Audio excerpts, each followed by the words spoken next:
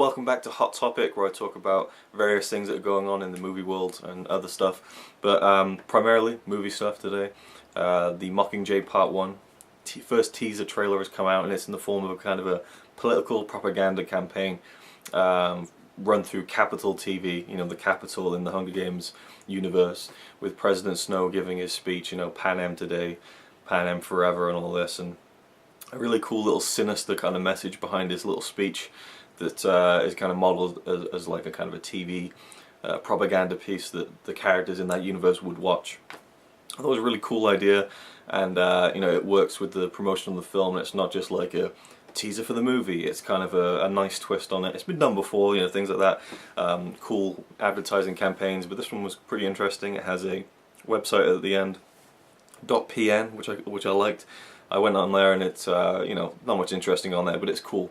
You know, they're doing a good job building up the hype machine. It'll be coming out at the end of the year.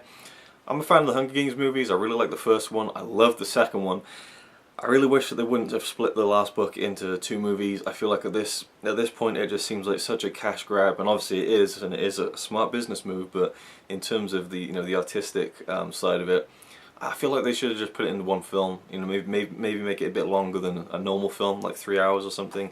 You know, people will sit through a 3-hour Hunger Games film. You know, fans of them, the franchise will, and you know, the new Transformers movie is apparently 2 hours and 45 minutes. You know, they'll sit through it, but you know, obviously they're going to do part 1 this year and part 2 next year.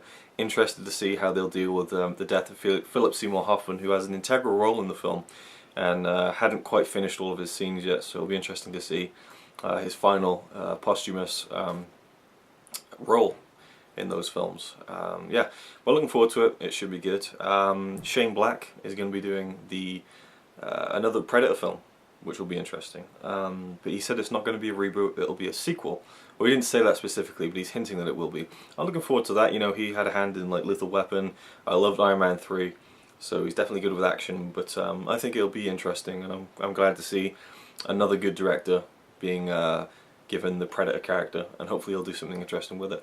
There was other stuff I'm trying to remember right now. Oh yes, the old Superman v Batman Dawn of Justice movie. Haven't really commented on that yet, but the title I think just sounds like a fan film.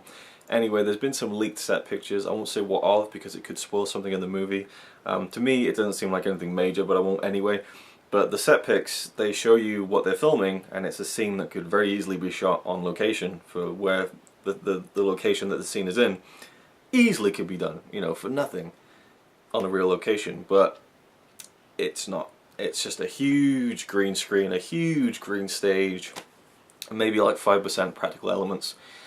I can see where this is going. If a scene like that is not filmed in a real location, the whole movie's going to be a complete CGI fest. That's probably why they're taking 2 years to make it, and I don't know how I feel about that.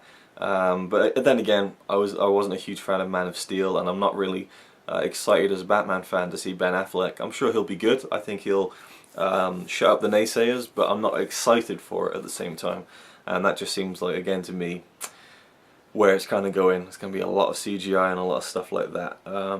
I do a Star Wars series called The Road to Episode 7, where I talk about you know, all the news, and I'll be covering this as well. But you know, Harrison Ford breaking his leg on set, really bad for the film. Apparently there's been no script changes. Apparently they're moving ahead, they're reshuffling things. There's a rumor that Oscar Isaac's role will be expanded, but apparently it's not a true rumor. But we'll see what happens. Obviously, I'm sure we'll hear more about that. But Harrison Ford, he went to hospital in the UK, was there for a few days. He's now been flown back to the US for further kind of treatment and rehab, I suppose. And the word is he'll be back in 2 months. And apparently someone wrote to Lucasfilm, and they replied saying that the rumor that he'd be out for 6 months isn't true. But then, you know, I'm not sure about I'm not sure how trustworthy that letter from Lucasfilm was, but I don't think he'll be out for 6 months. And apparently, you know, they're looking to get things back on track, and it shouldn't ruin things too much. So yeah, that's it. Superman, Batman stuff, new Predator movie coming. The next movie I'm looking forward to is Dawn of the Planet of the Apes. Let me know what you think about that film, if you're looking forward to it. I'm hopefully going to go, see it in the cinema.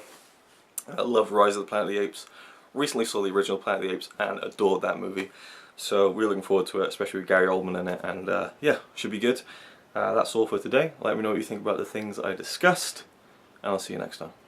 He says he's really cool, but I think he's a tool. Even though I'm sure he's a quite nice guy, really. He's a quite nice guy, really.